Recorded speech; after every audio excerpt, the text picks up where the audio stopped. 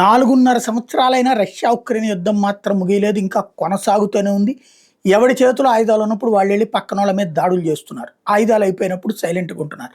తాజాగా చూస్తే ఉక్రెయిన్ సైన్యం రష్యాలోని యురోస్ప్లావ్ ప్రాంతంలో ఉన్న రైబిన్స్క్ నగరంలో ఓ ముఖ్యమైన చమురు నిల్వ కేంద్రం మీద అంటే ఆయిల్ రిజర్వ్స్ మీద డ్రోన్లతో దాడి చేసింది.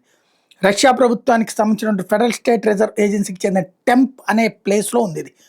60కి పైగా పెద్ద పెద్ద ఆయిల్ ట్యాంకర్లోనే అక్కడ రష్యా సైన్యానికి ఇతర అవసరాలకి ఆయిల్తో పాటు ఇతరత్ర సరఫరా చేసే కేంద్రం అది. ఉక్రెయిన్ లాంగ్ రేంజ్ డ్రోన్స్ని వాడింది.